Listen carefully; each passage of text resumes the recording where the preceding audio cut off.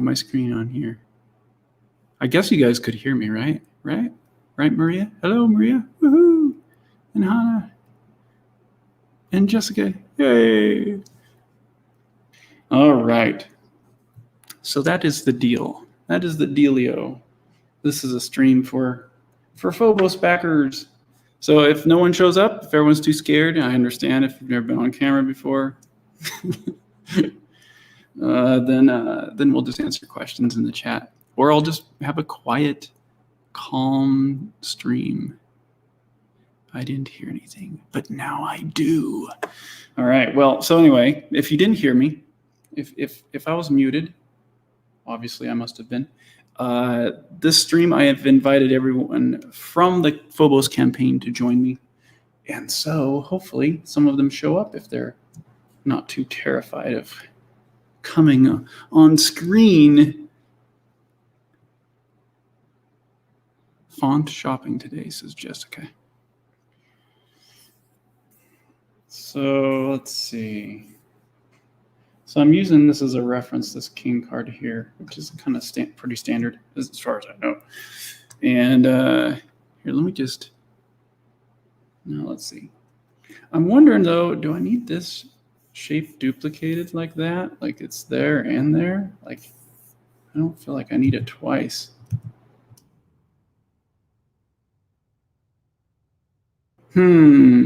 What to do? E equals mc squared. Yes, Albert Einstein, you are brilliant. Brilliant.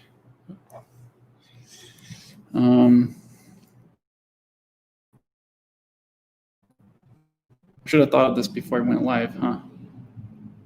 What do you guys think? Should I duplicate this and just kind of follow that pattern and just draw my characters in there? I don't think I should. I don't think I should. Maybe I should. Okay, I'm going to pretend it doesn't need it. So I do like this little border though.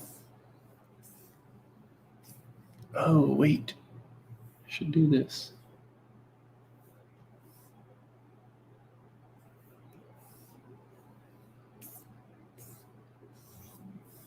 That's not what I wanted.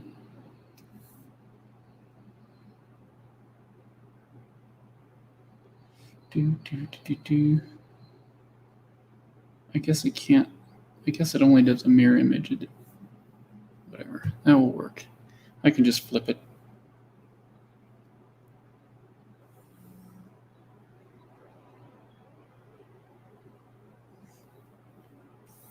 Be on this side.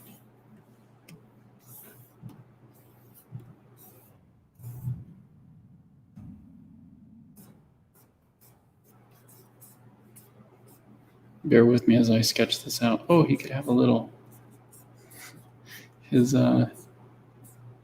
needle, his injection thing.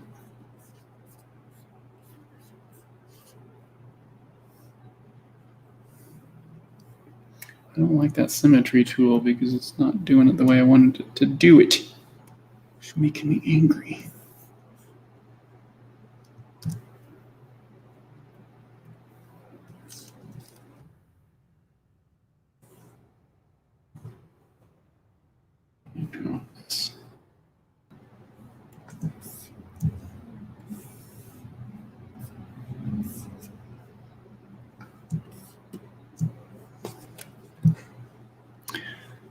So this is just one of the king cards. Sure, why not? Looking for font on Blambot. Nice. Nice. I don't like looking for fonts. It's always such a hard task.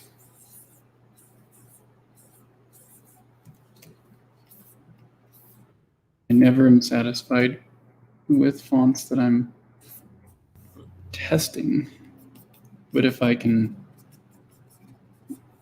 just design it, it seems to be more along the lines of what I like. I don't know if you guys can hear me. I might just be mumbling. I'm not used to like streaming by myself anymore. I was hoping that some of the people on the Indiegogo would show up.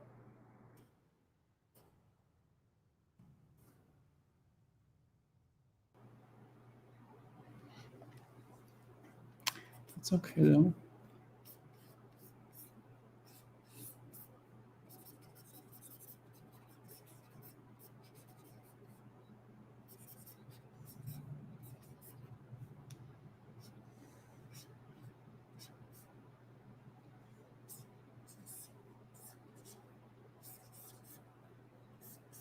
Ooh, I like that.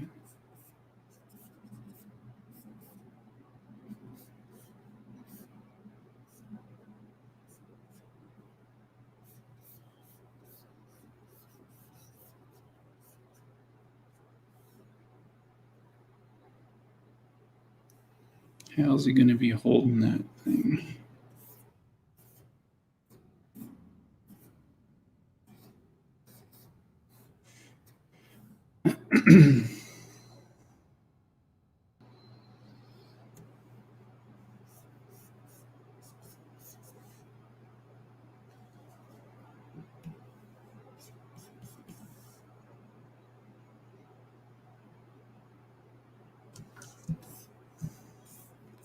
Should the afro go outside of it? It's kind of cool. Too many questions.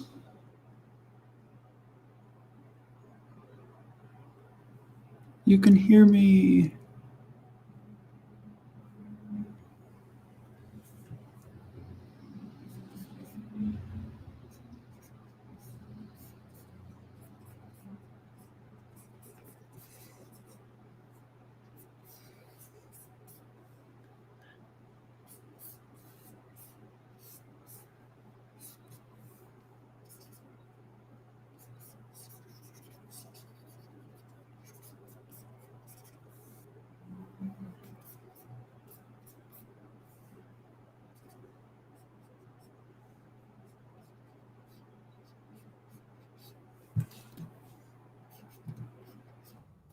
I hope you guys don't mind me being all quiet.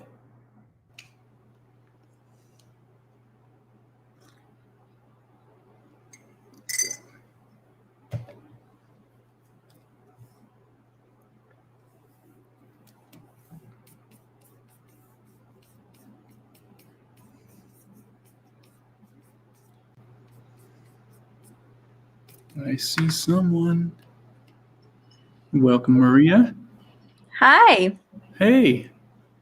All right. I have a friend. Yeah. Welcome, Maria. Oh. Sorry, I paused my YouTube thing. I had the tab open. I hope that wasn't weird. Hello. Welcome, Craig. Hey. How are you guys doing this, I guess, evening for you guys? Or maybe morning. It's way later than I normally stream, so I don't know what time it is for anyone. I'm in Central Standard Time, end of the workday. Yeah. I figured now would be a good time for people to jump on a stream, but it's so unusual for me that no one probably assumes I'll stream. Honestly, it was a bit of a fluke that I saw you pop up there. Yeah. 7 o'clock here. It's yeah, later Atlantic time. I didn't even plan on doing this until I realized, oh, I had a stretch goal, and then I'm like, oh, well, maybe I'll just work on the card, and then I was like, oh, well, maybe I'll just invite people in the update. So yeah, it was a real last minute idea. Yeah, I had been missing the last few live streams. I'm like, well, that's a bummer. It's mostly because I was watching something else on YouTube and it wasn't notifying me that you were live. So yay, I managed to make it to this one, and you shared the link to join. So that's cool. Good. Well, is there any subjects you guys want to talk about?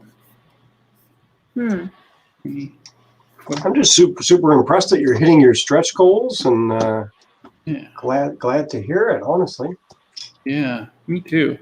I never knew how Phobos would do. I mean, you've probably heard me say this a million times because it's, this childhood kind of story, and so I've never been sure if it's really as attractive to other people as it is to me.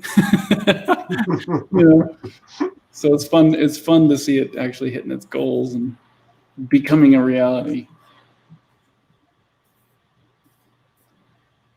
Yeah, it's nice to see. I'm actually really looking forward to eventually receiving it. Yeah. Mm-hmm. It would be nice if you get to the glow in the dark ink on the cover, but either way, I will be happy. Yeah.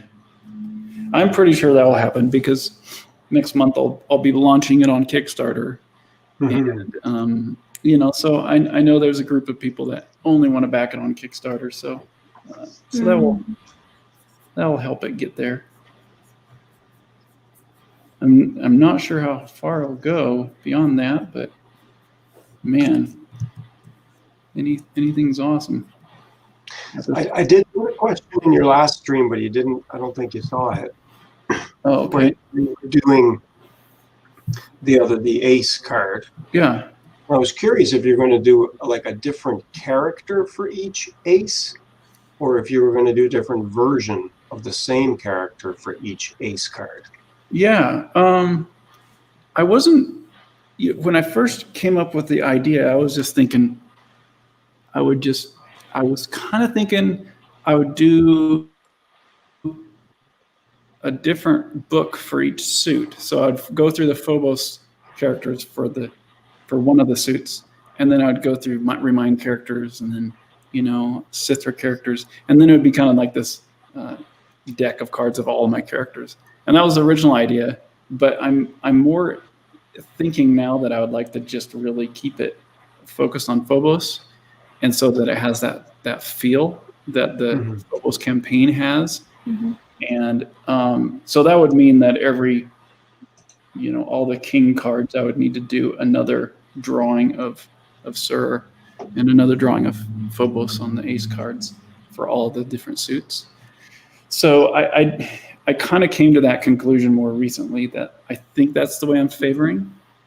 So there's a potential that I'll, I just don't know, because if say we get through all the numbers, like all the way down to 1 through those stretch goals, I would be very tempted to actually try to just complete the whole deck of cards and just blast through the other suits with all the characters as well. I don't know. I don't want to not have a deck of cards. I would love to see a deck of cards. I think that would be so cool. It's such a unique idea. Yeah. Like a deck of actual playing cards, which a lot of people have done just Exactly. one-offs. Yeah. But to have a whole deck of playing cards would be really interesting. That's what I'm thinking too. I mean, and I like playing poker, and I actually started teaching my kids how to play poker. I don't know if that's a good idea, but we're using like little what are they? Nerf gun darts as chips, For some reason they were like, "Dad, how do you play poker?" And I was like, "Well, it's kind of hard. I haven't played it in a long time, and there's a lot to it." And they got all super excited about having a poker face. And if you tell me you're having a poker face, then that is not working. So anyway, they're really getting into it. But yeah, we haven't played it a whole lot.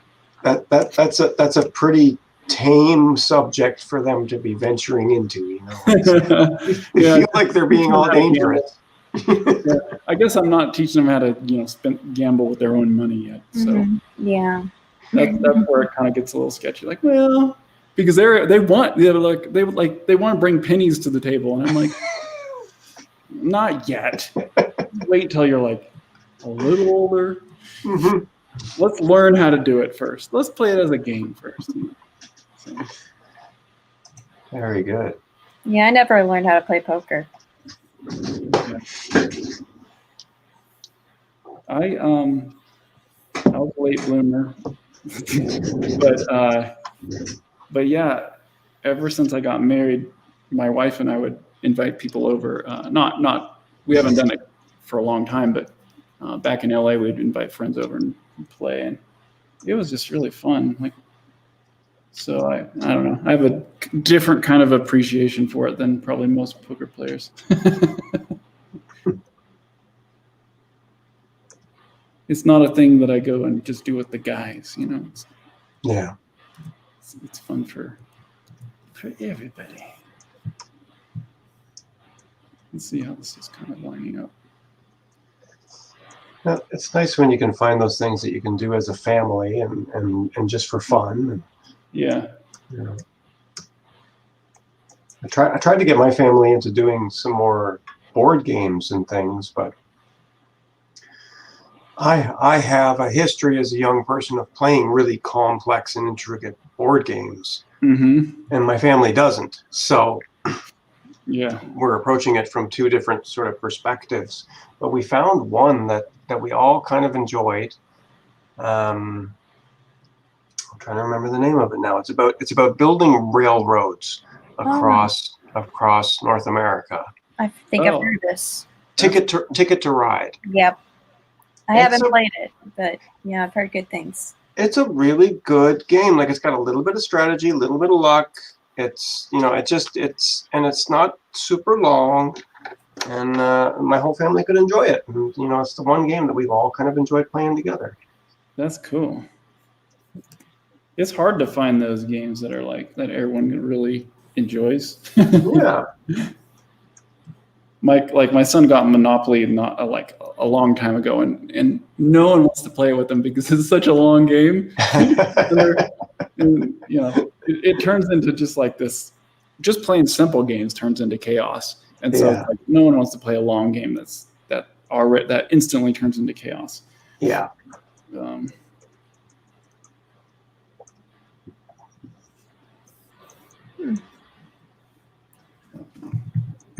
I think I was a little traumatized by Monopoly because my brother was just ruthless. Yeah. My brother was 3 years older than me, and he would always just manipulate me into giving up the best stuff. Yeah. Yeah, my family didn't play Monopoly very much, and the last time that I did, yeah, I came to realize it tends to bring out the not so nice side of me. So I'm like, you know what? Let's not play that.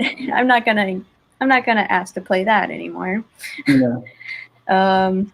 I could see the kids, the nieces and nephews, the younger ones, might get curious. I could see myself playing with them, but I would try to watch myself and be like, I want to lose no matter what. Let the kids win, because I want them to experience what it's like, and agree that they don't want to ever play it again. I'm not going to encourage them to like it.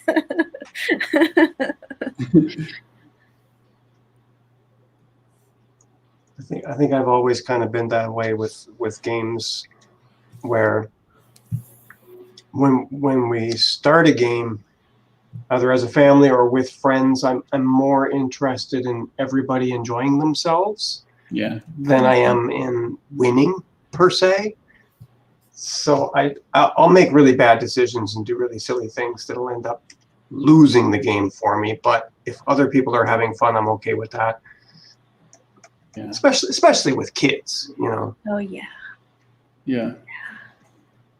You have to let them experience some success. You can't just hammer them into the ground. Yep. Pretty much.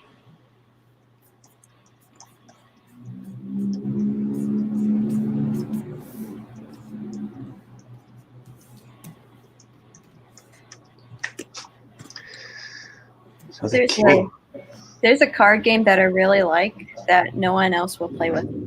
It's called Flux. Have you ever heard of it? No. Okay. I like it, I think, mostly because it isn't an involving game. There are a lot of rules, but once you know the rules, it's like it, yeah, very involving. Like it takes all your focus. I guess I like games where you have to focus, but I also like that there are different themes of Flux.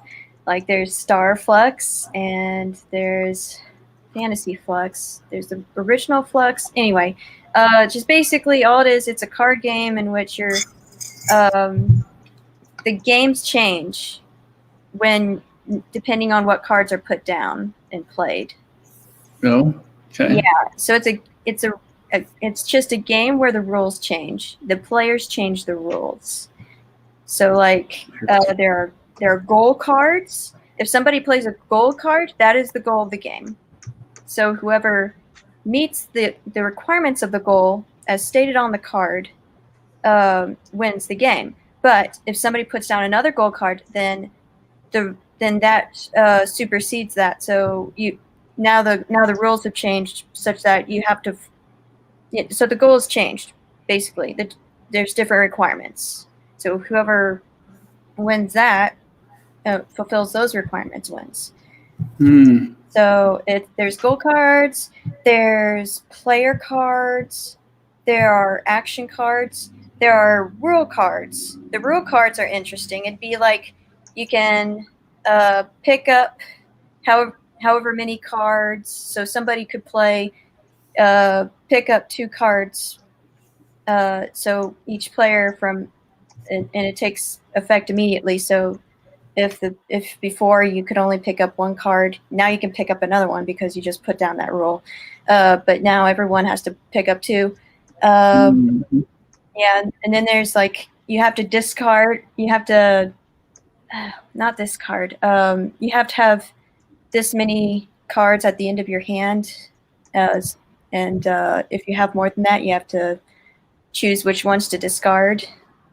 So those kinds of rules change. So it's very simple. It's just you can pick up cards, you can put down cards, but you have to follow the rules of how many you pick up and how many you have to you have to discard at the end of your turn, and you have to meet the goal. Interesting. Yes. Yeah. So that does sound a little too complex for my family. If the rules keep changing, they would not be happy. That's why it's so hard to get people who like that to want to play with me. makes me think of when you're a kid and you're playing like, I don't know, like cops and robbers or whatever, and you capture somebody and they're like, no, but I have this special ability and you can't capture me. Yeah. You just keep changing the rules every time you have some success. You know? Yeah. Yep. But it's an interesting thing, and it gets fun when you get a theme. When you get this, like the Starflux theme, that's the one I have, and it's got some funny references to like Star Trek because they literally have a player card in which it's an expendable red shirt.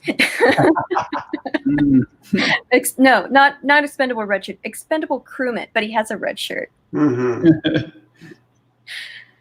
Makes me think of the whole Munchkin series of cards. I've heard of that. I haven't played it though. I've heard it's good. Munchkin is really good, but it is one of those games that's it's just slightly more involved. Like you have a series of cards and they represent a character, and the character has abilities that you keep adding to. So there's a bit of math involved in just tracking the power of your character. But it's really not that complicated. It's pretty straightforward. A lot of fun for people who enjoy playing those kinds of games. And they have all kinds of different themes, and Star Trek and Star Wars, and you know, all kinds of crazy things. Makes me really interested in this game that your son is building, Jason. Because it makes me think of that, to be honest with you, with some of the cards you've shown that you've done for him. I just finished it today, actually, and sent it off to the little printing company. Ordered 3 decks. So I'm really looking forward to seeing how it works. Have you like play tested it just with like hand drawn or just dummy cards or anything? Yeah. Yeah, we've been testing it for years now, surprisingly, because the first deck that I built was basically just his drawings, and we kind of thought through the concept, because when he came up with the idea, I was like, that is actually really good, because he comes up with all the ideas all the time, and most of them I'm like, yeah, all right, you know. But this one was like, it seemed like it could really work simply. And that was what was kind of surprising to me, is I've never seen anything like that, and yet it's a real simple concept, and it's something that he, like, boys love. And then it was kind of a math type thing too, which I was always horrible at math, and I hated math everything. So to have something that would appeal to me as a math hater, that involved math, was pretty cool. So anyway, we kind of, I started out just taking his drawings and printing them out on paper, little piece of paper, and just try it. And it was really hard to use because you couldn't shuffle it, you couldn't do anything. Yeah. And so finally, I just looked online, and I was like, it seemed like it was working. So I just looked online and found this company that makes trading cards that are custom, and so I just uploaded all of his images to that, really basic stuff, and printed it out, had it shipped to us, and we played it for a little while, like we just kind of all, me and the kids would play it, and it was surprising how it kind of worked, and so we kept developing it, and then I realized, okay, well, I need to rotate the cards so it's easier to play, and there was other things that we figured out, like we need to have a visual for the numbers, we need to have like different colors and how they affect each other, and my son loved discussing it too, because he has all these ideas to add to it, and he's already thinking about the 4th edition and the video game version of it and everything like that. Nice. I'm like, can we get done with the card game first? Like, I'll tell you, that's really nice. I know you've mentioned a couple of times how you wanted him to go through the process of creating the product and then like crowdsourcing it and then fulfilling it, like to get an experience of doing that. Yeah. Well, it's because it's his personality. His personality is very much, I can see him being an entrepreneur, and I can see him being, kind of just, he has ideas all the time. And I know a lot of kids do too, but my other son doesn't have ideas like that. My other son wants to cook, and he wants to play football and cook, And so it's like, whereas this one, he likes to read. He reads like crazy. He draws comics like crazy. He invents games every day, practically. And so it's just kind of in his personality to like be creating things. And I really wanted to give him the tools at a young age to understand that you can make this stuff, That's awesome. Yeah, it's an awesome legacy for you to pass on. I think so. I think it's so important. And I know he won't be taught that in school. That way of thinking. And you'll laugh, but we have this conversation all the time now, where he's like, "Dad, if I got a job at this company, would I be having an hourly rate, or would I get a percent of the profits?" It's amazing that he's thinking that way, Yeah. And he's 11, So I'm like, okay, I think if there's a time to do this kind of thing, it's now, Yeah. I think it's important, to expose kids to, potential future endeavors, to teach them a little bit about the real world and what it takes to be successful and to produce something and to find something that's meaningful for you, Yeah. It's especially to have some guidance as far as interest in art careers go. Yeah.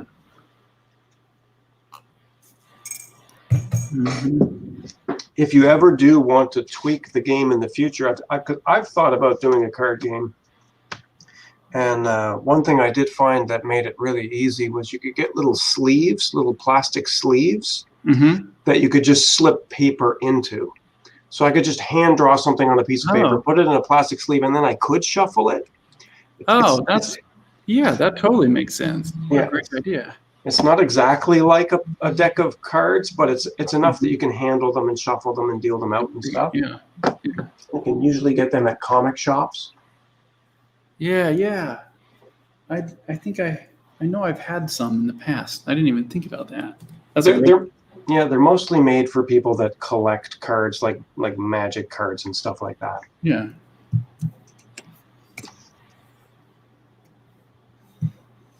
Yeah, good idea.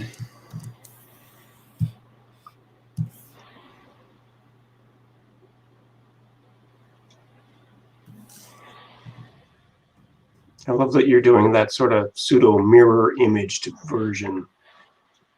Yeah, that's pretty cool. The syringe is appropriate.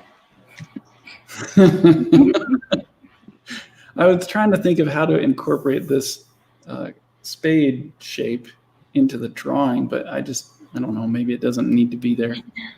It's gonna just. You could probably make that unique to the aces, probably. Yeah. Yeah, you're right.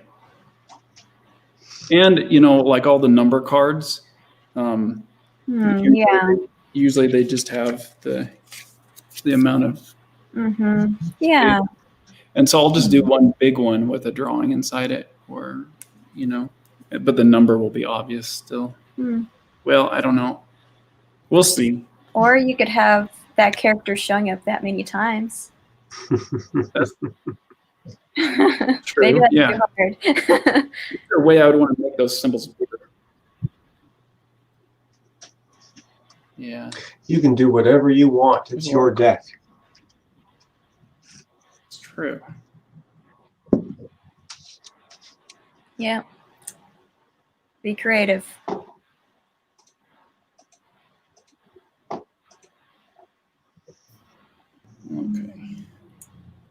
I think that's working.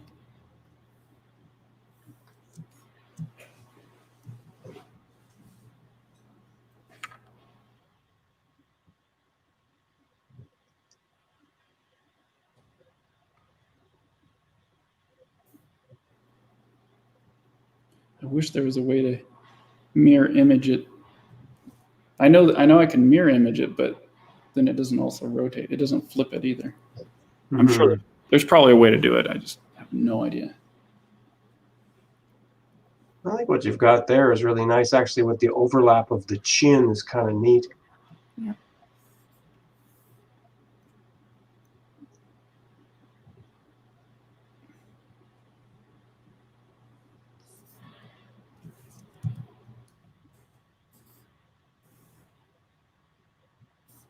Using myself. Which layer I'm on.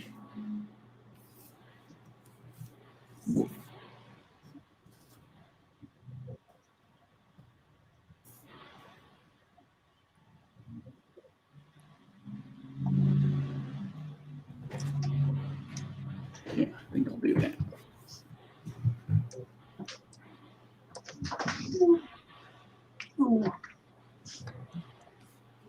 Mute myself. Okay.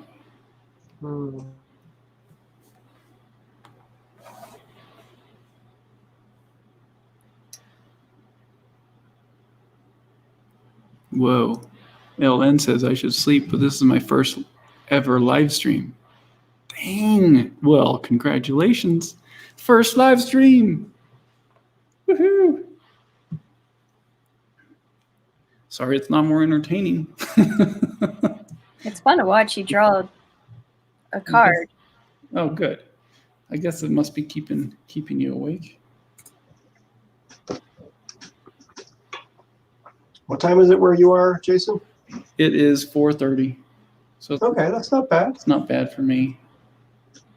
It's late compared to when I usually stream.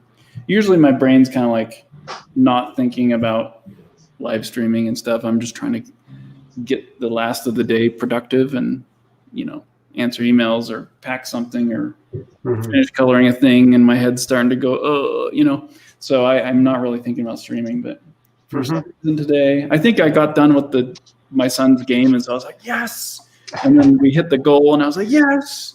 So it kind of gave me that boost of energy to do this, which always helps.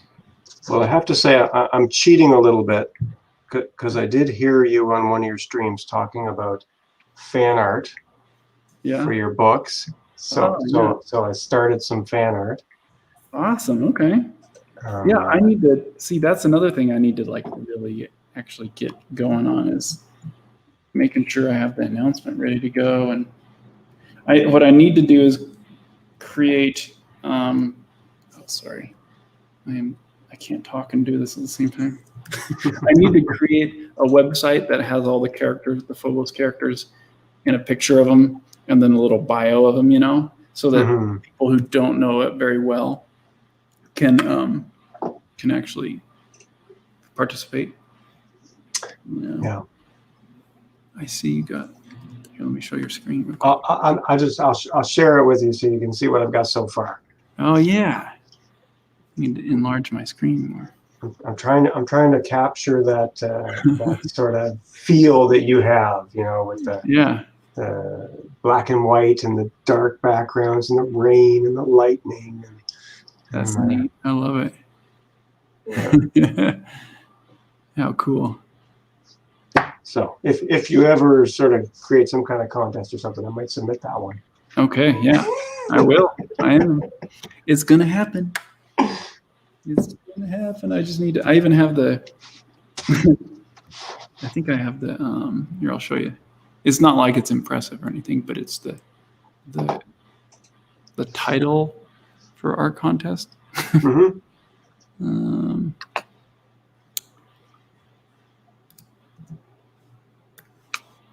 Here. There you go. Very cool. Very clever. I got a text. What does it mean? It's Austin.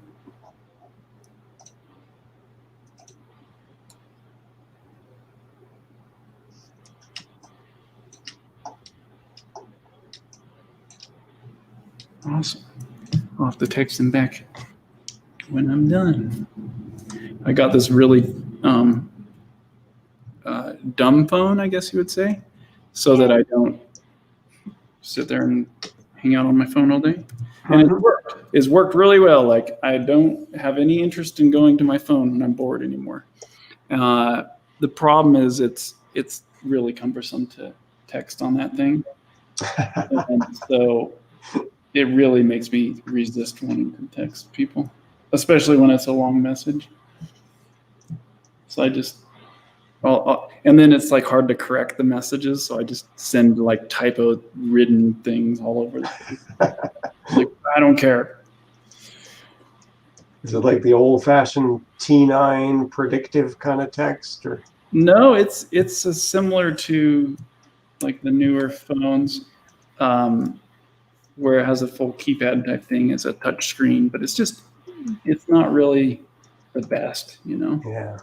And I intentionally went that direction. That's a smart move, honestly. It's so easily to get distracted by all the technology in your life. Yeah, and I already have enough technology, like with the computer stuff, and I'm on the computer all day. So the last thing I want to do is go home and then be on more. But I mean, I still do have iPads and stuff like that at home, so it's kind of hard to get away from it.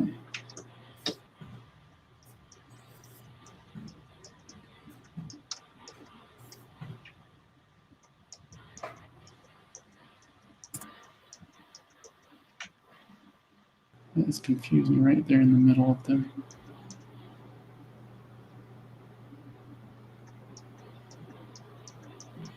Let's see.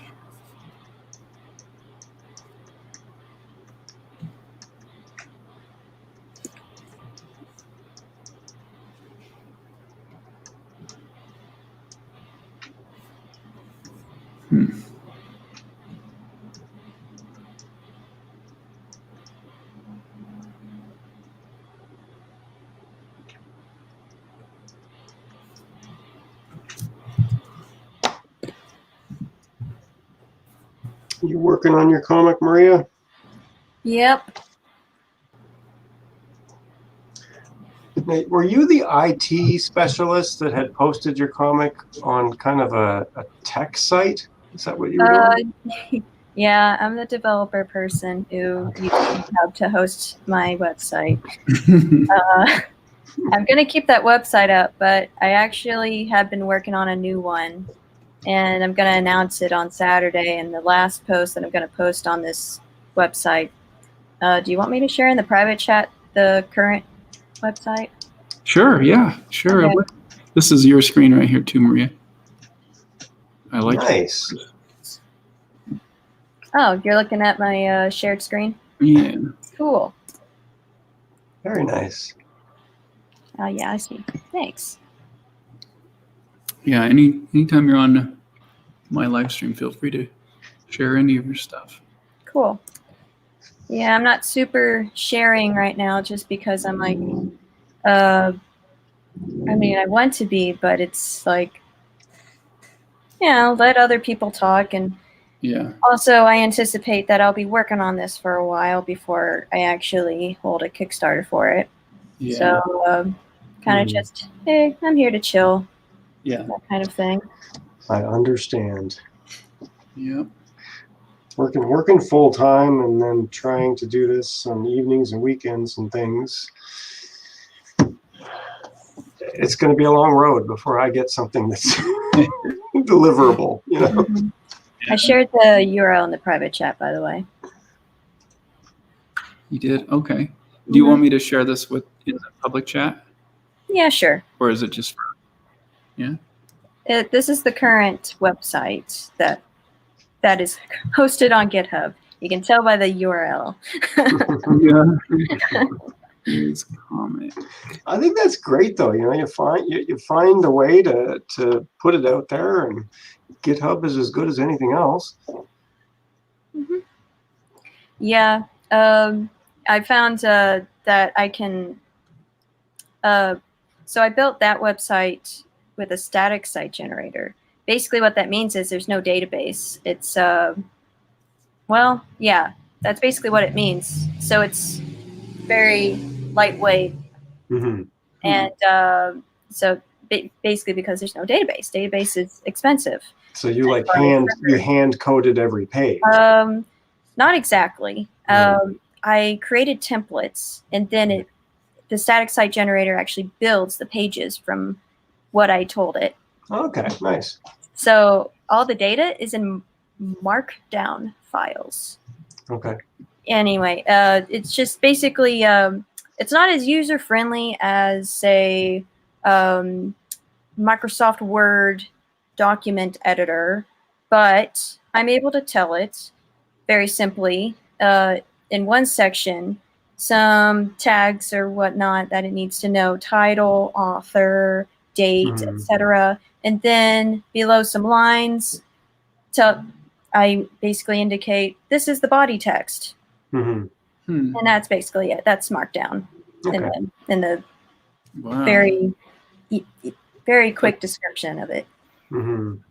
So yeah, and I'm creating my new website practically the same way, but with a different static site generator. And because it's a static site, I found that I can just host it for free on you can actually host a static site for free on some platforms. It's kind of cool. Nice. So yeah. So I bought a custom domain name too, and I used it, and I'm like, yes, I have a website with a custom domain name. I don't want to share it right now because I did say that it would be ready by Saturday. Saturday is my update day. Okay. And yeah. That's a big step, though. That's a big step. Your own domain, you know? Yes. And I've always struggled with that whole idea, you know, the balance between doing something very, very simple and straightforward as far as the structure of it, and doing something where you have all these sort of background elements that are supposed to support you to expand and all this. And I don't know, I'm really feeling like simple is better. Yeah, I am Following webcomics over the years, it's easy to be impressed by oh, this person's an illustrator and they designed their own background thing for their website. It's so intricate and everything. I decided not to do that for mine because I'm like, I would feel very frustrated trying to even start something like that. And with the work that I've done on other people's websites, we've never done anything like that. So I just went with blank, just solid color background. Just stick to readable, nice to look at, legible, etc. Basically, focus on the comic. I think that's a good idea, honestly, because I had a website set up, and I had done some of that sort of designing my own sort of backgrounds and drawing things and trying to, and when I looked back at it, it was like, oh, it looks like it's something out of the 80s. Like, it looks really bad. It looks really cheesy. And then so I just simplified, just try to make it clean, simple, straightforward, not have a lot of glitz and glam, you know? Yeah, I tried to stick with simple as much as possible. I am excited to show off my website because I think I did a good job. I designed it myself and built it myself. Nice. Amazing, yeah. I shouldn't have to redo it in a long time.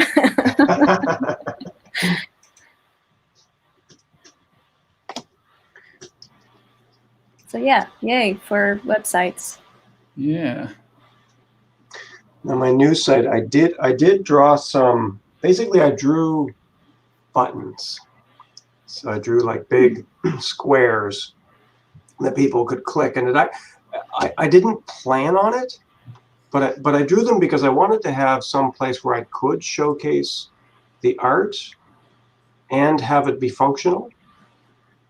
But then when I went to the site from like my phone, it worked really well because the buttons were a beautiful size for phone interaction. Oh yeah. And they just sort of lined up on top of each other on the phone. And I was like, that works perfectly. I didn't plan that, but it works. That works. Yeah. Yeah. Mobile responsiveness is always a plus. It's nice. Yeah.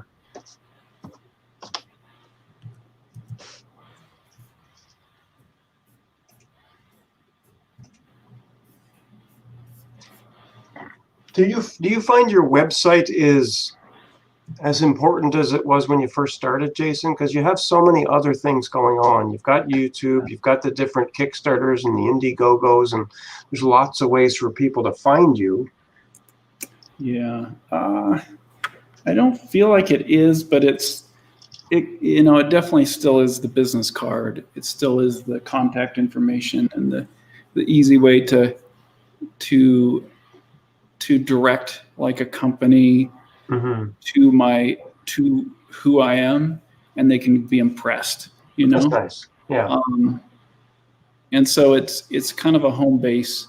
It's not necessarily the easiest place for me now to blog and post updates weekly or daily, and you know, and so I don't treat it like that anymore, like I did with Remind Blog, you know, where I would you know, assume people were coming there regularly to get the updates.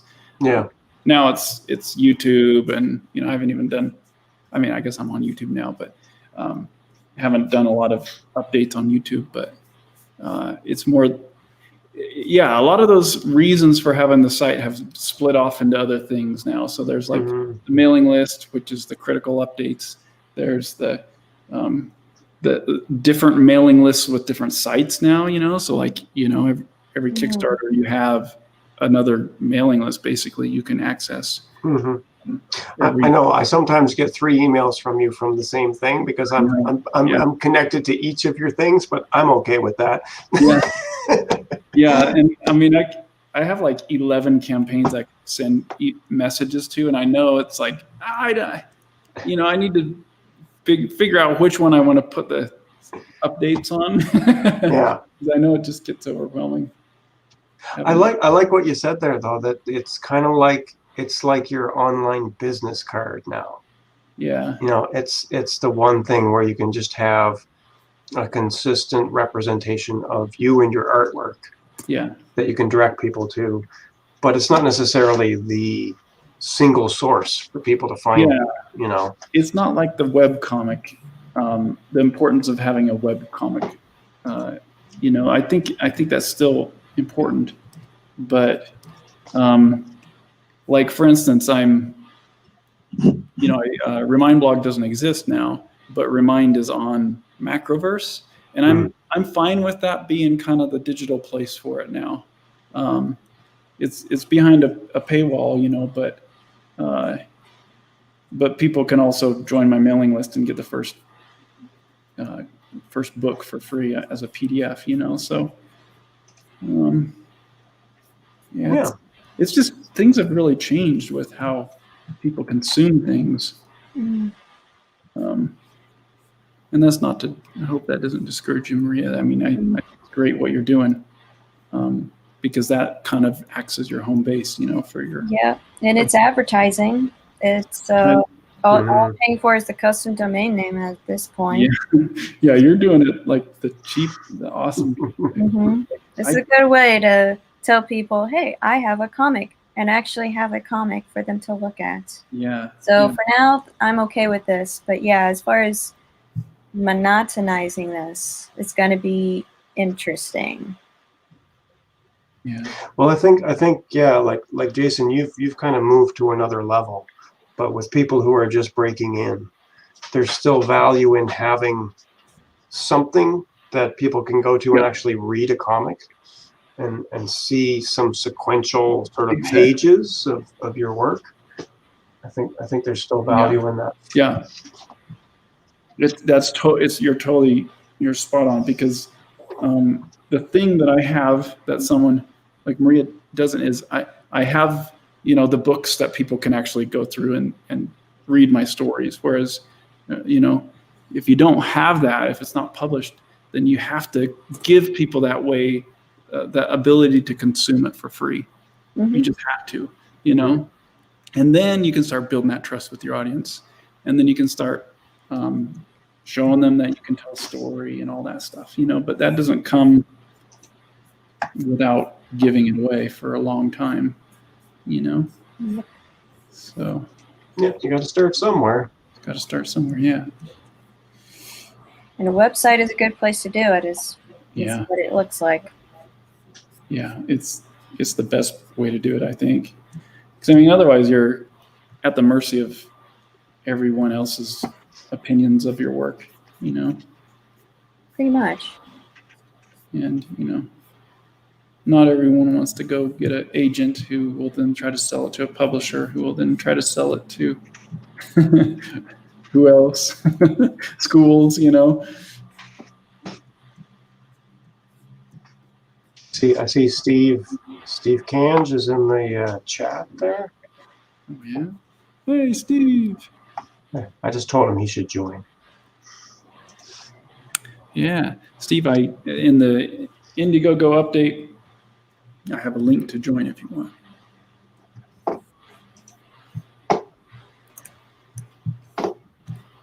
I went and looked at his website, actually, Steve's website, and he's got quite a fancy website with things sliding in and out and all kinds of fancy stuff. I mean, for me, it's more about the actual artwork, and his artwork is gorgeous. But the fancy sliding in and out stuff is kind of neat. It's kind of neat to see. Animations are nice. Yeah. Yeah.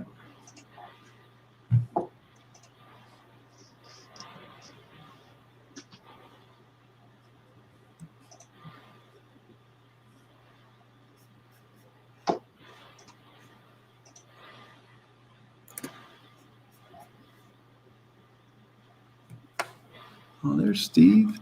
Hey. Welcome. Hello. Hey, guys. What's up? Not much. I heard about my fancy website. Yes. It's really, really nice. I did everything. I used to do I used to do websites and stuff. So nice. Okay. Yes. You telling me you did that all yourself? Did you set up all of that website yourself? Yeah, but I mean, it's Wix, so Huh? a lot Okay. of it's plug and play.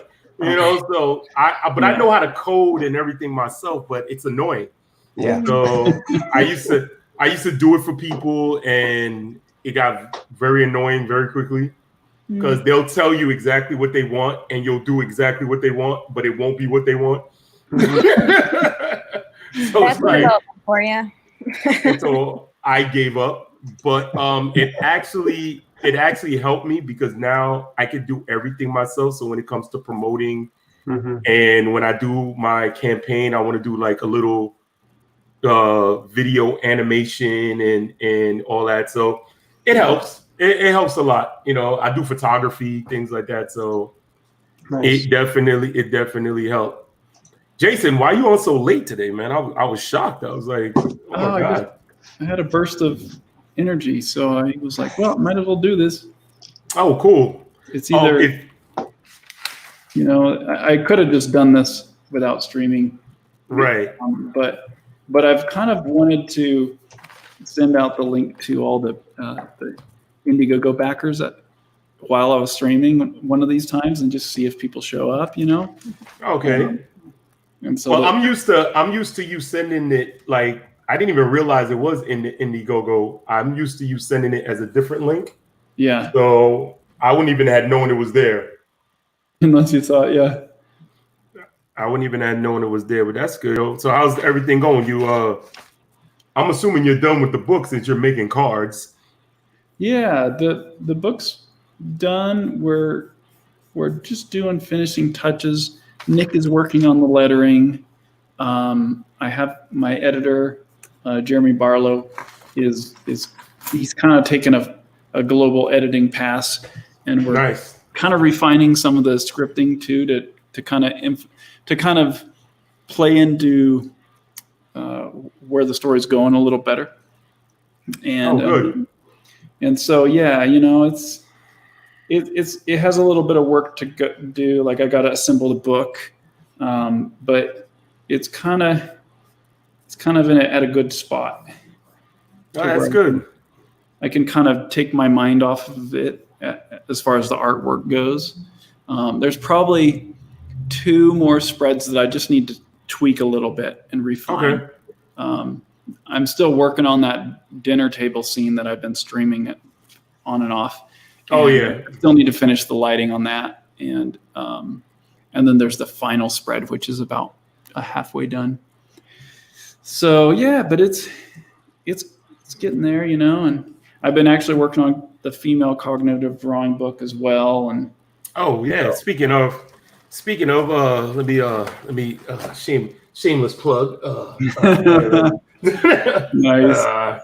Yeah, this is actually one of my bosses came up to me and she was like how she's always wanted to draw and this, that, and the other, and blah, blah, blah. So this one is going to be, I'm going to drop it on her desk and it's going to be a gift, and I'll order myself another one.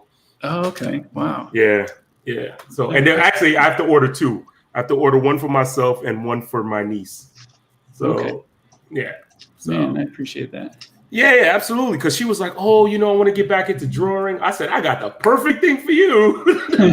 Like, I'll drop it off for you. But yeah, everything's going good. As far as for me, I am up to my lettering. I'm up to page 220.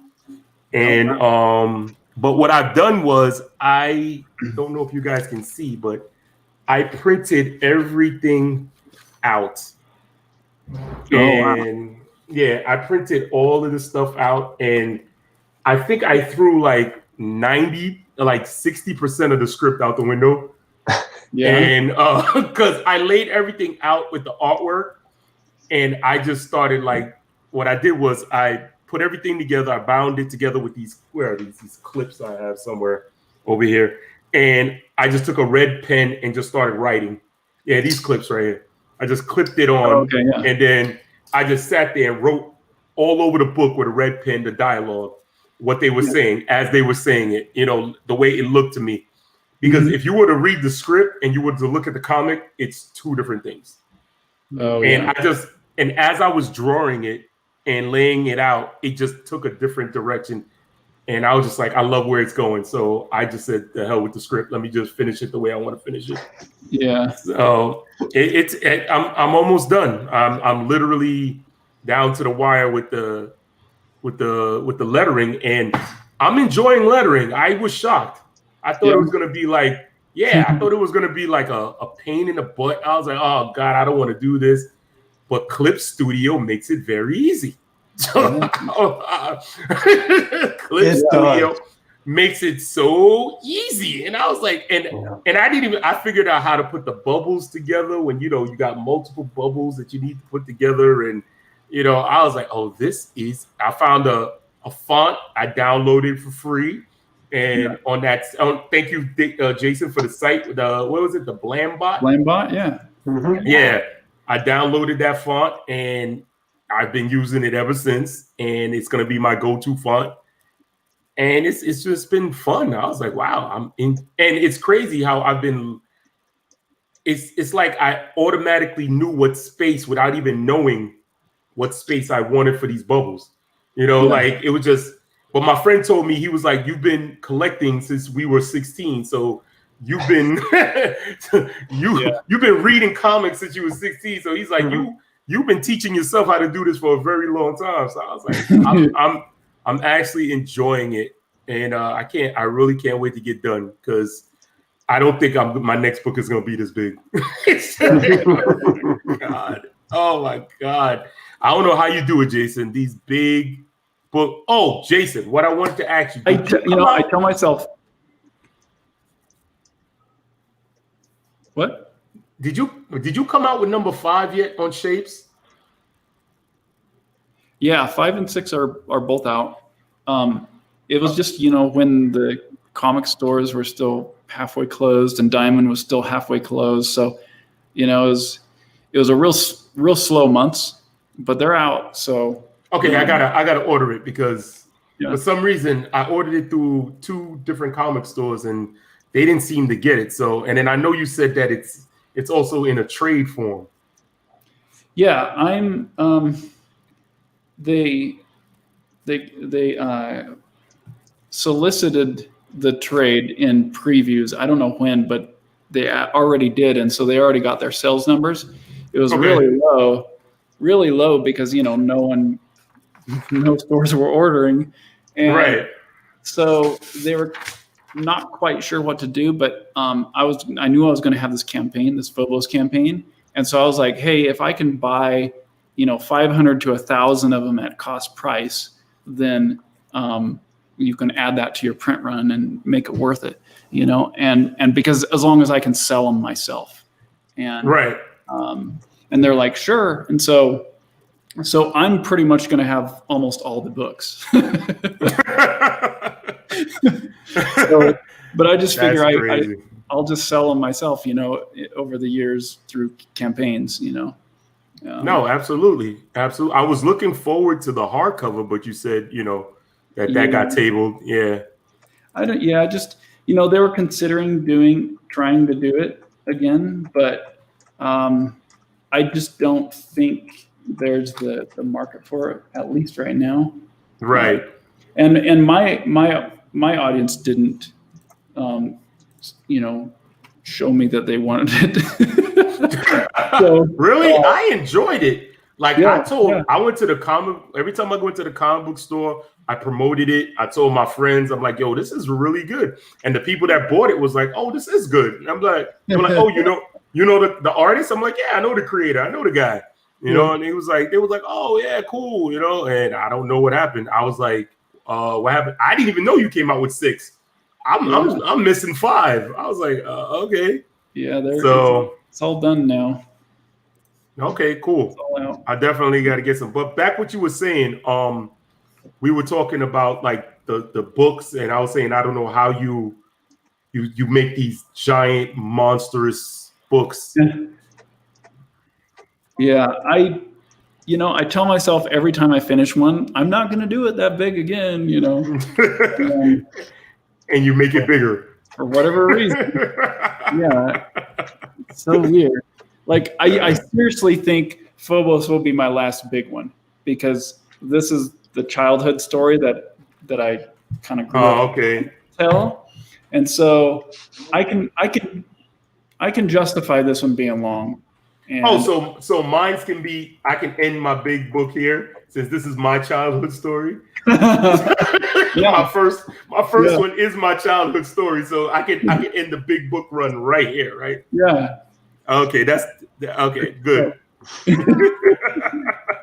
Because I have two other stories that I've loosely been developing over the years that I want to do, and I definitely don't want to make them more than like 300 pages total, because 1,000-page stories are just like, it's too long. It's just, you got to sell so many books. You know, it's crazy to me how you think a 300-page book is a small book. Like, that's insane to me. He's like, oh, I'm not gonna make it. I'm complaining about 260 pages. He's like, oh, 300 pages. I guess it. I'm talking my next book to be 80 pages. He's saying 300. Well, I will say, I have considered jumping on the bandwagon of doing Kickstarters in chapters instead of volumes. And that way, and I can ask for the money up front. It's right. I'll do 40 pages at a time, send out those books. They'll be just, simple. And then when I get enough, I can actually collect it into volumes. I'm considering it because it's just, there's been so many people successfully doing that. I didn't think it would work, but you built the audience already, so they already trust you. So they'll follow and they'll pick up whatever you go. But please, if you're gonna do the smaller books, and I already know I don't have to tell you, shipping is it's insane to me how I have friends in the business and their books are gorgeous and they send them out in these mailers, and I text them and I email them and I curse them out, and I'm like, dude, what are you doing, man? I'm like, my book came messed up. Now you got to send me another one. I'm like, it's supposed to be a whole experience. Like, when I open that box, I want to be like, oh my God, look at this beautiful thing. It's like when I open your books, I show my wife, she's like, oh my God, these are gorgeous. I'm like, yeah, it's the whole experience of opening it. You don't want the book cracked and messed up and broken and all kinds of nonsense. It's crazy. I recently, not going to name the YouTuber, but I recently bought this YouTuber's book, and it came totally messed up. The whole book. I was pissed. Okay. And it was, I waited, this dude was supposed to come out with this book, 5 years or something like that. And it took him a long time to put this book out.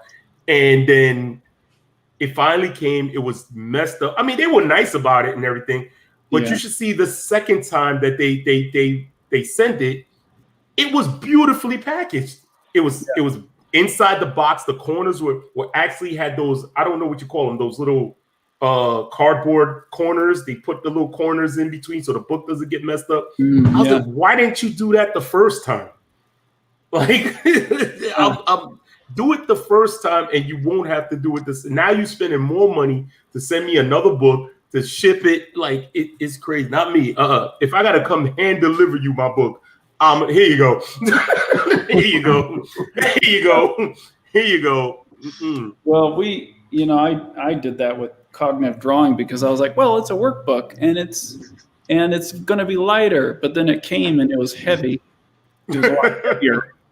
And then so many of them just got destroyed in the mail. So we're still getting emails like, my book is destroyed. I'm really discouraged. See, my thing is that my cognitive drawing, I got it right here. My cognitive drawing, the corners came out, but I'm gonna abuse this book. Like, I'm gonna sit down, I'm gonna draw in it. Like, I don't know why people are complaining. Like, I get it, but you're about to mangle this thing. So it's like, all right, whatever. That I wouldn't be too upset about if it came a little messed up and dinged. I'd be like, I don't care. Because I'm about to sit down, draw, and do all. And my niece is the same way. She won't care. She'll be like, listen, I just want to draw in it. Thank you. Yeah. So, and plus you could. That's what I thought too when I was sending them out. But there are a lot of people who are looking at more as a collector's item than a than a workbook. Oh, okay. So I'm like, I should have just spent the extra money to do the double packing like I usually do. But yeah, I've learned my lesson again. So, but it was nice to receive it and open it. It looked really nice. I was afraid of being like, I had to really tell myself in the book, it's okay to draw in this. I haven't even started drawing in mine yet, so I got to order another one. But yeah, but like I said, Jason's books, when they come, they're well packaged, beautiful, bound, and I've purchased books from Jason where he tells me, "Oh, these are defective," and I've literally spent like freaking hours looking at this book trying to find the imperfection, and I'm like, "What is he talking about?" And I couldn't find it. But that's a person that cares about his audience.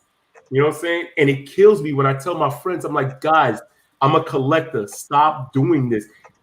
Getting a plastic board and sliding the comic in doesn't take much. It's a couple of cents, a couple of extra dollars that you won't have to spend on sending them another book.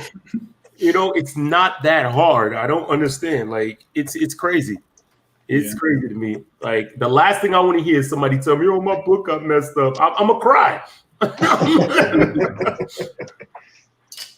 I ordered. You had a guy on your stream, Jason, Flak Riot. He does. Oh, that's nice. Okay. And they were really nicely shipped. They've got 2 comics in each bag with a piece of cardboard in between. These are just floppies, and I actually got 4 of them, and they all came in a cardboard. I think it was a Gemini mailer. A Gemini mailer, yes. Gemini mailers. They did a wonderful job. It was very well protected. Gemini mailers. Is that Michael's? Yes. Is that Michael's book? Yeah, that's Michael's book. Okay. It's nice. I gotta order it. I love the cartoony style of the characters. Like that's the kind of style that I'm going for. And I really, really like that. So I ordered the 4 sets. Yeah, it's really nice. And he threw in a little sticker. And I'll be honest with you, I'm not big on like stickers and things. Me neither. But that logo just works well that's nice. As a sticker. Nice. That does. That is nice. Laptop. Yeah, it looks really sharp.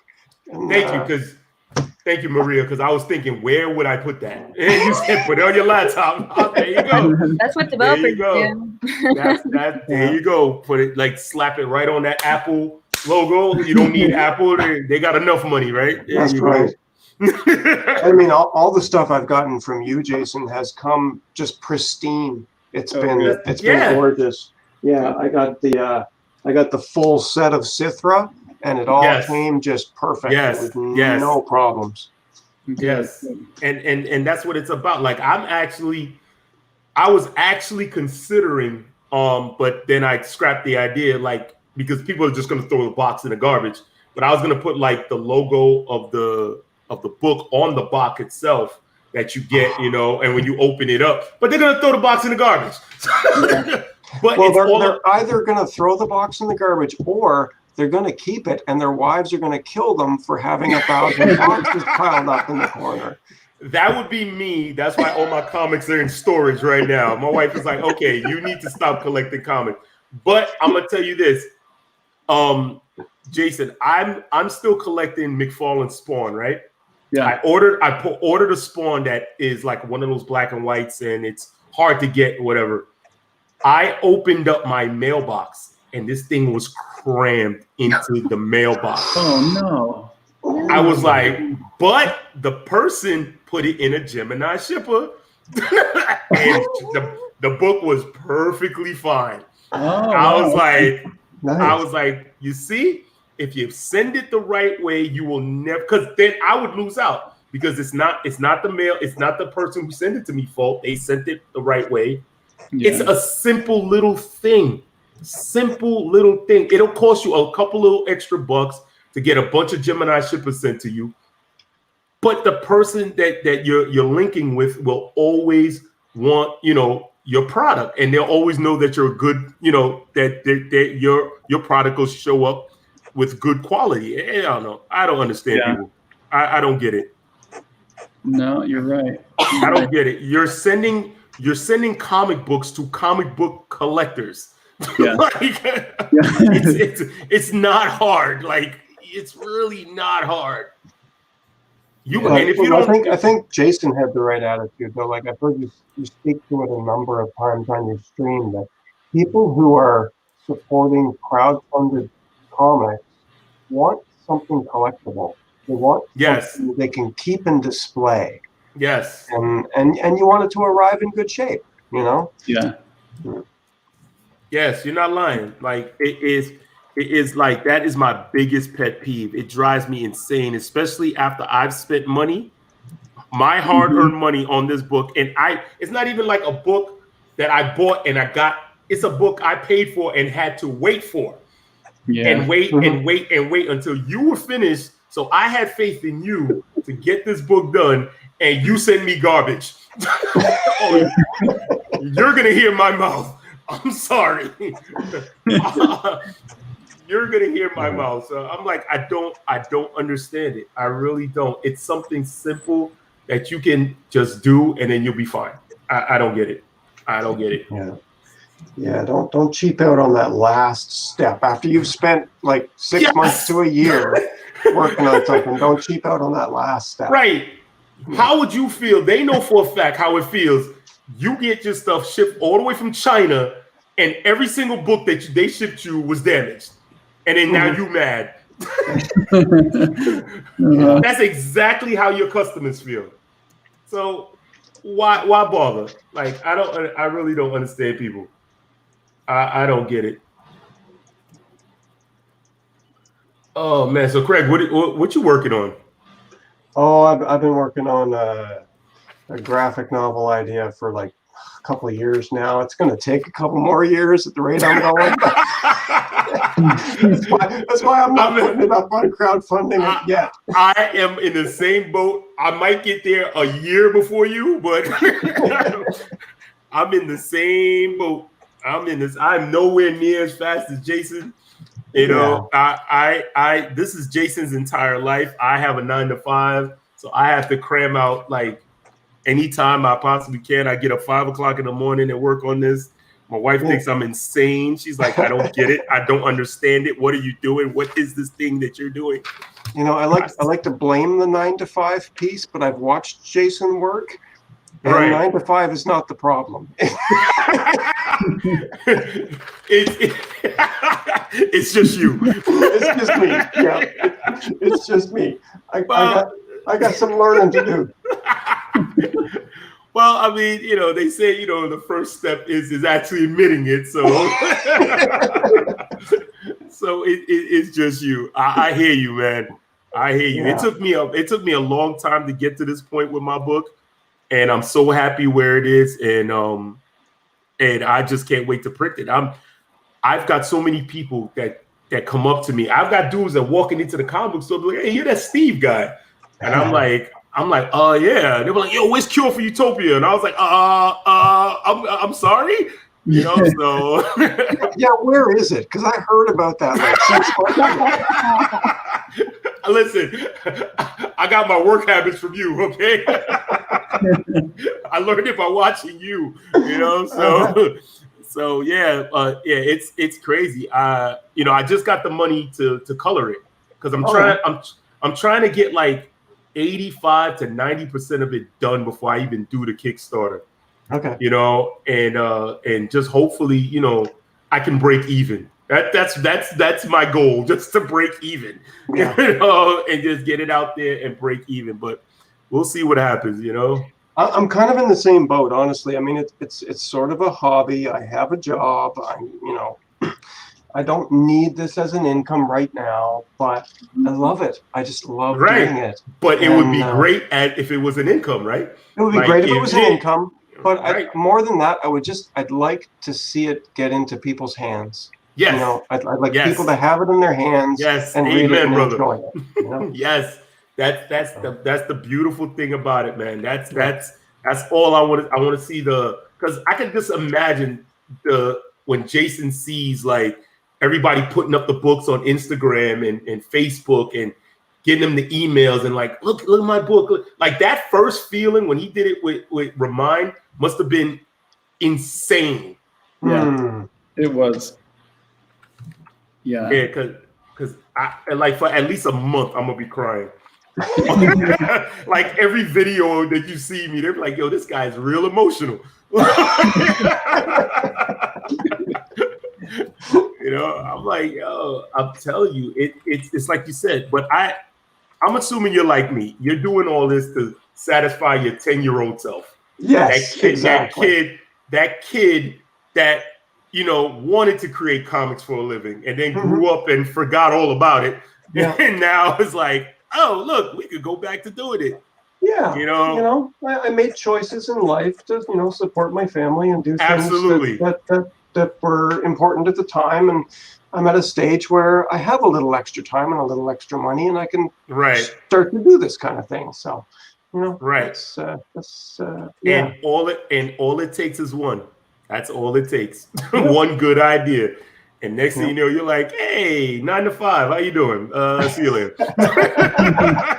That would be amazing. That's the dream. I'm telling you, that's the dream. Listen, I right now, I'm not too shabby where I work. I'm pretty good. I'm blessed, you know, but to me, it's just a stepping stone to something else. Yeah. You know, and hopefully, you know, I'll be able to just do what I need to do and just do this full time, like my man, my sensei over there, Jason. You know, who I tell people about Jason's background, and they're like, he quit what?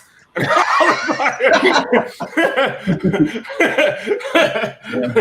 like the movie company. I said, yup. It was like, no.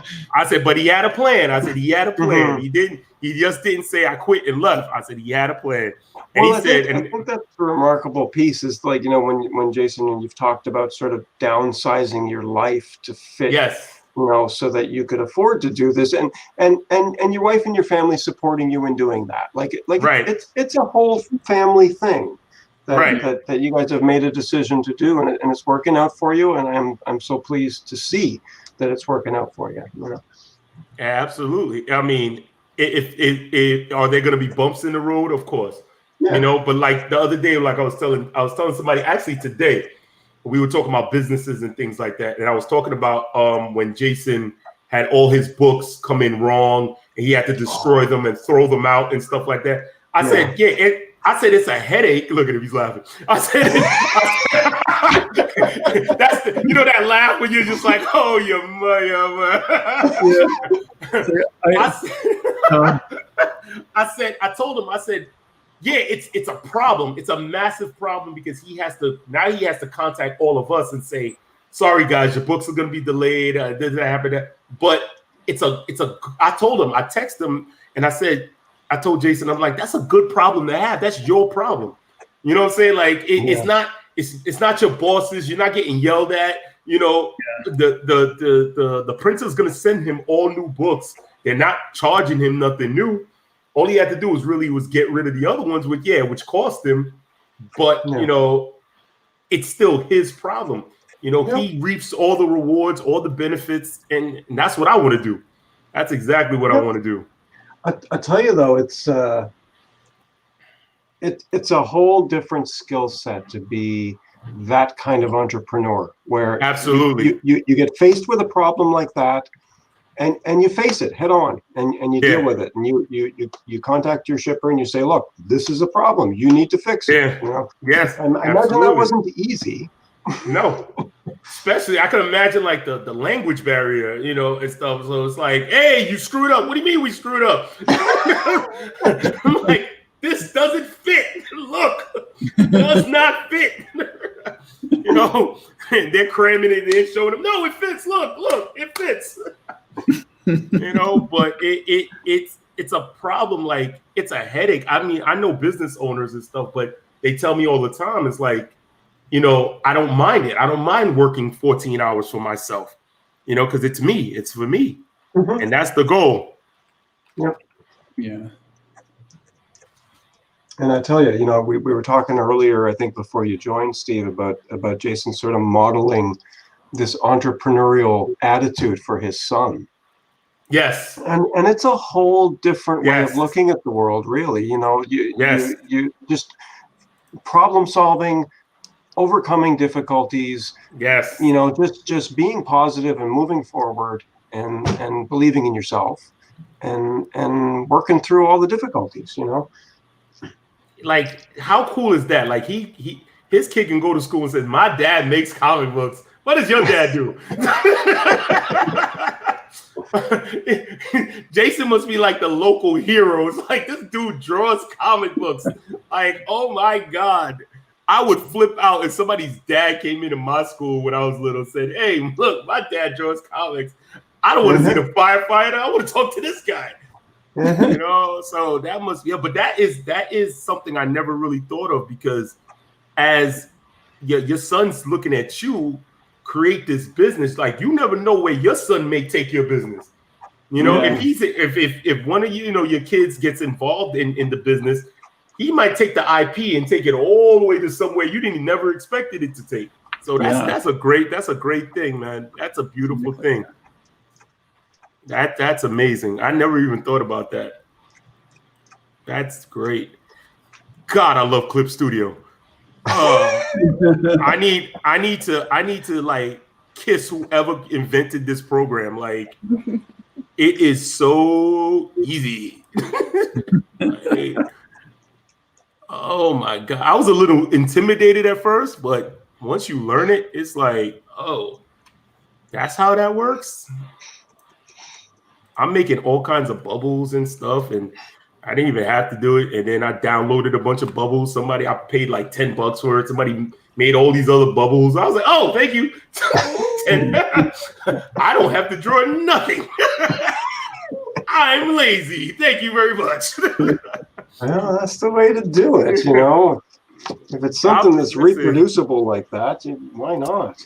Why not? Exactly. I was like, oh, they made all kinds. I got like 300 different bubbles, and I was like, oh, I could use this one. Oh, look at that one. You got to send me a link to that, Steve. Oh yeah, I'll send it to you. I'll definitely send it to you, man. Like, that is the greatest.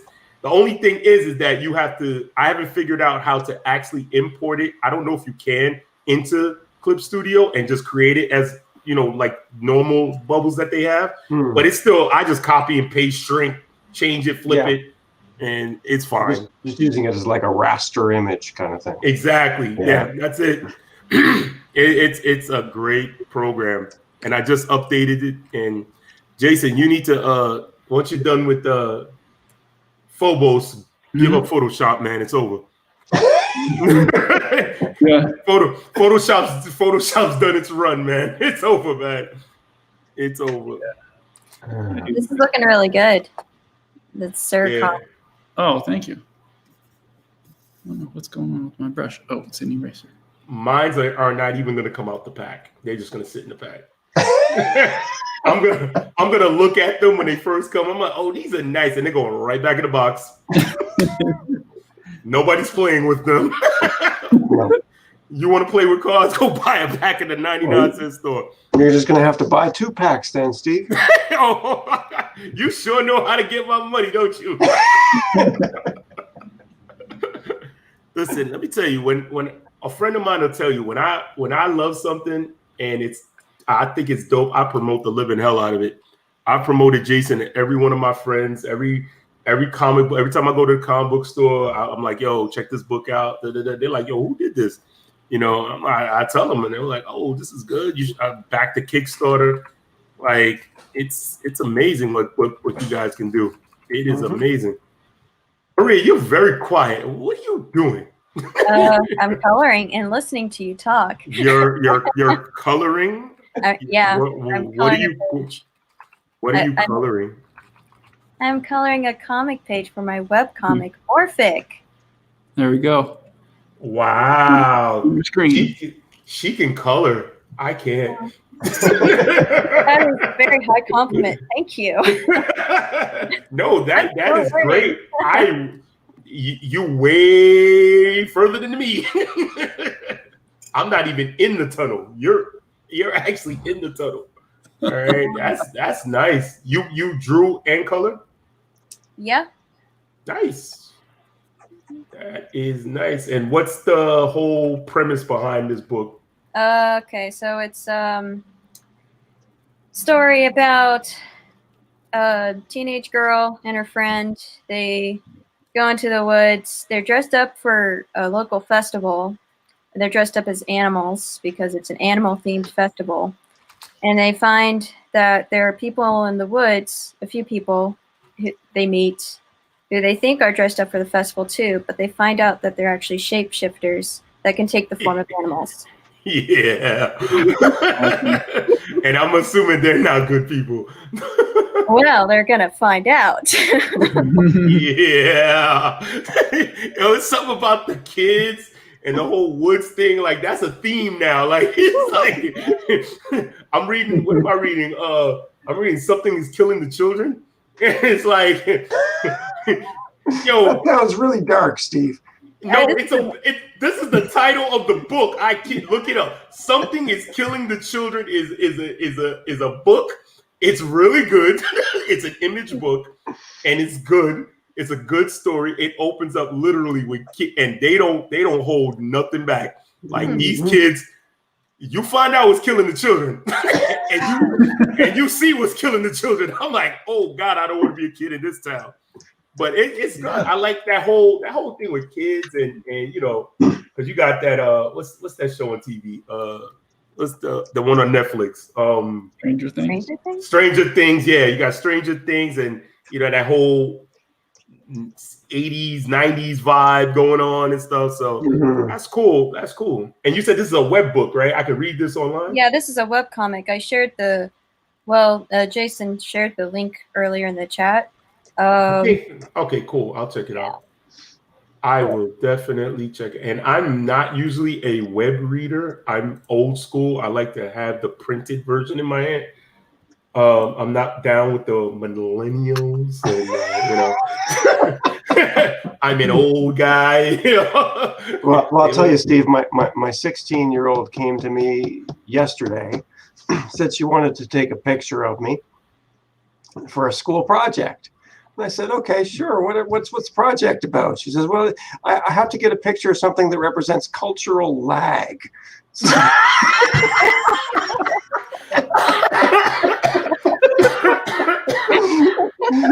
you mean Daddy's old and out of touch? Is that what you're saying? I was cool with it. She took a picture. We're all good. Oh no, not me. I done told her to get out, and I'm like, matter of fact, I'm shutting your phone off. Like I pay the bill, so it's fine. Dad, you can't do that. Oh yeah, I'm culturally lagging. Okay, so your phone is lagging. Try calling your friends now. No, that's funny. I went with my son. I went from being the guy that he runs to at the door and daddy too. He's oblivious to me being in his house. Like he's in his room right now in his computer chair. He has a better PlayStation than me, a better TV than me, and better phone than me. And I wanted to see how long it would be before he knew I was home. It took him 20 minutes to realize that the man that pays for everything actually came home. I like how you said that. He's oblivious to you being in his home. Exactly. Oh yes, he is the king. All right, my father calls him the prince, and I'm like, no, there are no kings in my house. I am just a lonely peasant that lives here. I was like, if I had known I was going to become a slave to my child, I would have never had children. I was like, man, oh man, but I get it, man. It's amazing to meet these kids, man. Like it's nuts. But I love like hanging out with my niece because she loves art. And I showed her Jason's book and this, that, and the other. And my sister, she actually like encourages it with the artwork and stuff. So she sends me stuff all the time. She's doing digital, traditional. You know, it's great. It's great. It's nice when you can have a connection like that with someone from another generation. You know, the art can cross those boundaries. Oh, yes. It's really nice. Yeah, my niece is all into it. My nephew kind of is too, but like we talk DC, Marvel, you know, things like that, you know, and he comes up with like his own characters, and he's like, "Oh, you want to put it in your book?" And I'm like, yeah, sure. You know, I'll take it and like tweak it and like really change it up. That's not my character. I'm like, yeah, of course it is. Same guy. I swear, it's the same guy.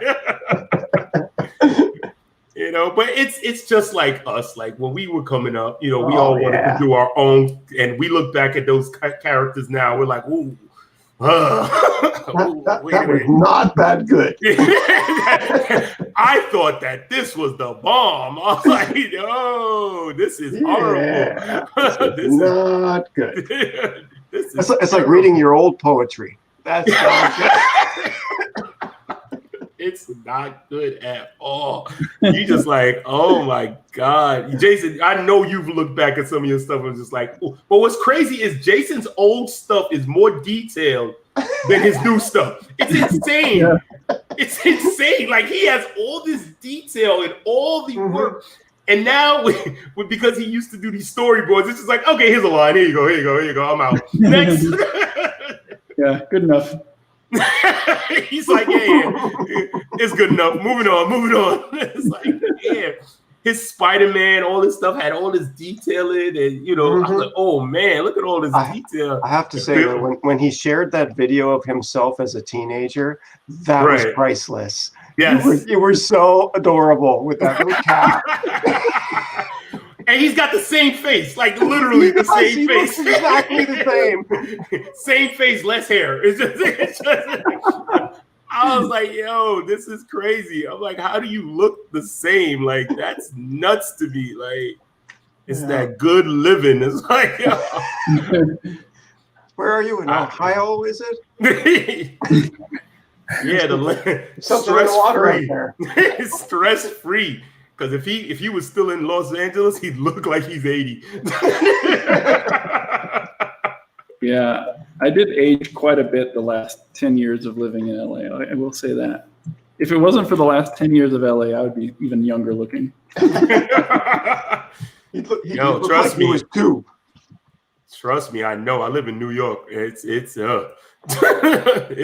crazy. I'm looking to leave myself. Trust me. If my wife was like, "Oh yeah, you could go make comics," I'm like, "Ohio, I'm out. Let's go." Let's go. The only thing I don't like is the snow. I can't do snow, Jason, over there. No. Yeah.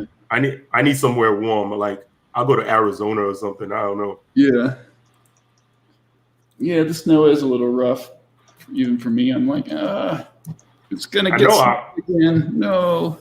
Oh God, I hate winter. Like I hate winter with a passion. I don't know how people say they love it. Oh, I love winter. Shut up. It depends on where you are. It really depends on where you are. I'm in New York City. That's not a good place to experience winter. No, it gets down to like -5 out here. No, man. You got to sit in your car for like 2 days to warm it up. No. Man. No. But last year, I hope we have a winter like we did last year. Last year wasn't bad. We rarely got snow. It was actually really good. It was really good, but I hate the ice. I hate the snow. I need to move. If you're in a place like New York, I could see being very similar to Nova Scotia, where I am. That you're on the East Coast. You're near the water. It's very damp. And it doesn't like get cold and stay cold. You get like these miserable little moments of snow and slush and rain that all mix together, and that's not at all pleasant. But if you went somewhere where it got cold and just stayed cold, you might actually enjoy it. No. I hate the cold. I'm not that dude that goes, when they say, "Oh, let's go on vacation," and people say, "Let's go to the mountains." I'm like, for what? I'm not skiing. I'm not sledding. I'm gonna stay in my room next to the fire the whole trip. No, I'm good. No. Now you take me to a tropical island. Oh, now we talking. Fair enough. Now we are cooking with gas. I'm out of there. No, I can't stand the cold. I'm not looking. And then also here, it gets dark at like 4 o'clock in the afternoon, man. Yeah. Like, yeah, I don't like that. I can't, man. I can't. And it's getting dark soon because, well, look, it's already 7:30 here and it's already pitch black outside. I'm like, yeah. I'm like, I can't. But yeah. So, Maria, are you ever gonna publish your book, or it's just web? Let me give you a timeline. I started this in 2016, and I'm near the end of book 2 of a 3-book series. Okay. It started out as 3-book series. I'm gonna combine it into one at the end. Of book 3. And I'm not going to sell individual books, like the individual chapters, if you will. Right. Just one graphic novel and call it a day. Book 1, almost 70 pages. I removed some pages, and then it became less than 70. Book 2, did you remove the pages? You published them online, and then you decided to remove it. Yeah, but yes, but they're still technically up there. They're just not. I decided to move them to miscellaneous category instead of book 1 category. Anyway, so 67 pages in book 1, probably going to be 74 pages in book 2. We'll see, because I'm near the end, very near the end. And then book 3 estimation, I'm going to allow myself up to 80 pages. So it'll be over 200-page graphic novel, and I think I could get it done in 3 years, approximately.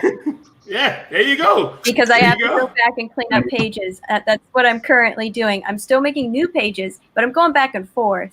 You're still ahead of me. Yep. You're beating me too. I mean, that's a weekend for Jason, but you'll be running your Kickstarter first.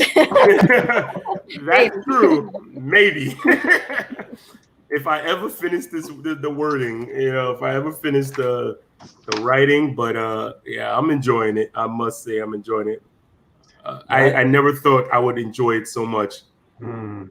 Like on my days off, I do this. Like people are like, yo, you crazy? I'm like, no, this is what I love to do. Like if you find something you love to do, just do it. Mm-hmm. That card looks great, Jason. Yeah. Oh, thank you. Thank you. Yeah, it looks really good. Wow. So wait, how many cards is in the deck again? 52. Like 52. So you have 52 characters to put in the card? Well, no, like all the king cards will probably be Sir, and all the ace cards will be Phobos. So you know how like regular deck of king cards, they're just slightly different drawings. I'm thinking that's how I'll approach it. I think you need to cheat and start grabbing stuff from the book itself.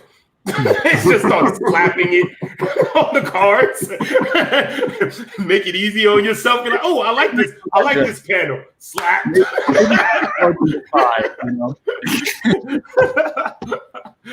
Start cheating away, boy. Like copy, paste. Copy, paste. All right, there we go. That one looks really good. No, I like that. I mean, you've captured his essence. You've got the little needle there. That's great. Looks really good. Yeah, I like that he breaks the borders in certain ways. Yes. And hides behind him in certain ways. Like that adds a nice layer of dimension into this. Yeah, absolutely does. Yeah, definitely does. Oh, let me put the border on here. It'll be more like that. Oh, nice. That looks really good. That is nice. You also want to like do what you did on the other one and make it look a little bit speckled in some places or something. Speckled, like the highlight layer. You sort of muddied up the first one, the ace card. You put some little like markings on it. It looks a little rustic. Yeah. It's like, oh yeah, forgot. Detail. I mean, it's one of those things that when you first get it, you'll look at it and you'll say like, is something wrong with my card? But then you Right. figure out, oh, that's designed that way. And somebody like me will call Jason. Like, hey, where's my speckles? Where's my speckles? Oh my God. I didn't see the ace card, so. Oh. It looks great. You should show him that. Which one is who's on the ace? Phobos. Oh, nice. Here, let me save this. And he's got an updo. Mm-hmm. Oh, he's got an up. Okay. Okay. Go ahead with your fancy self. Oh, all right. So see, his head is shaped like the spade. Mm-hmm. Oh, nice. Yeah. It's the highlights that really brought it out. I watched you do this, and it's when you put those highlights in, it really made the whole thing stand out really nicely. Yeah, that really helped. Don't you just hate him, Greg? Like I do. He makes it look so easy. Like I think he did that in about an hour and a half. It would take me 3 days. Oh. You got me beat. That'll take me 3 weeks. Did you have to do live streams? I don't know. What's that? I thought you worked on it in 2 live streams, but I don't know. No, the Phobos one, I did it on one stream. Okay. Yeah. The King one was a little harder because I had to duplicate it, you know? So that ended up taking a little bit more thought. Yeah. They look really good though. Yeah. They do. I'm usually not the dude that gets the little stuff with the. Did I get the cards, Jason? I don't even know. You better get them now. It would be the goodie bag. if you got the goodie bag. I don't think I got the goodie bag because I was like, I just want the book. Now I want the goodie bag. You see? Damn it, man. Because you know Craig will be like, I got the cards, you don't. Shut up, Craig. Oh my God, yo, that's beautiful though. That's dope. They look really good. All right. Well, cool, guys. I got it done. I can't believe it. Very nice. There you go. All right. Well, thanks for keeping it lively. Absolutely. Quiet the whole time. So can you guys, I'm going to share your guys' screens, and you can talk a little bit about where people can go to see your stuff again.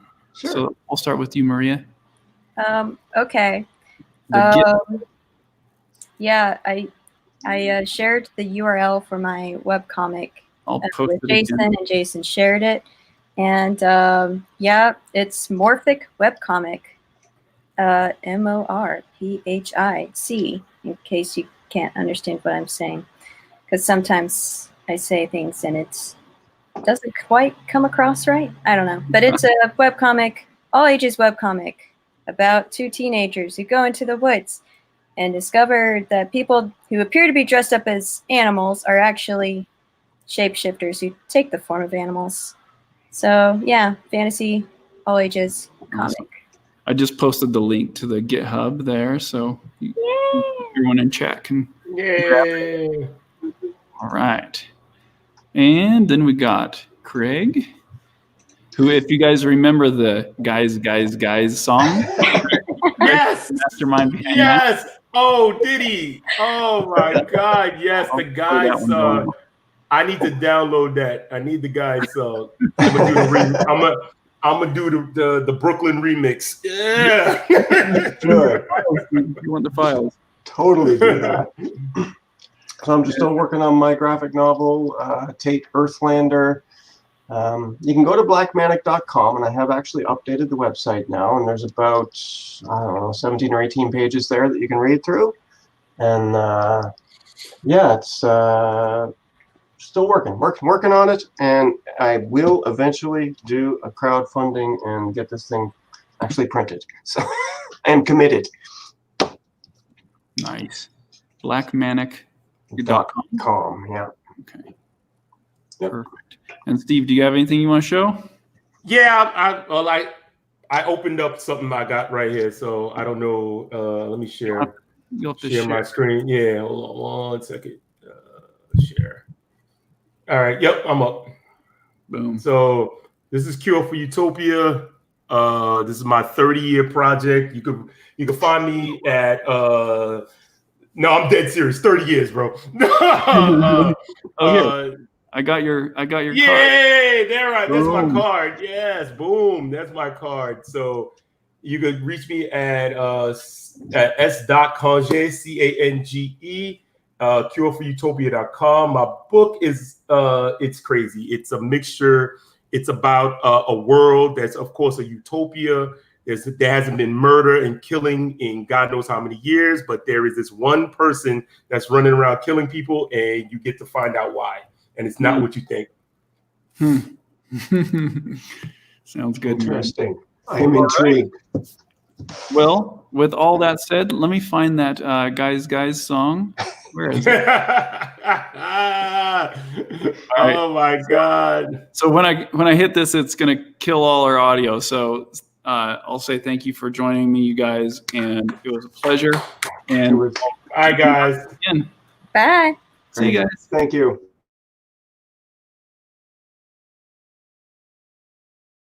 Is that person drawing similarly to you? Kill them. Now where's Craig when you turn into like a dubstep? Kids don't understand that. Jason! Sorry. Kids don't understand that. Jason! Wow, this is political propaganda. Turn into like a dubstep. Jason! Watching my exciting loading bar. If you can't play well, play loud. Turn into like a dubstep. I still know how to do it. Kids don't understand that. Jason!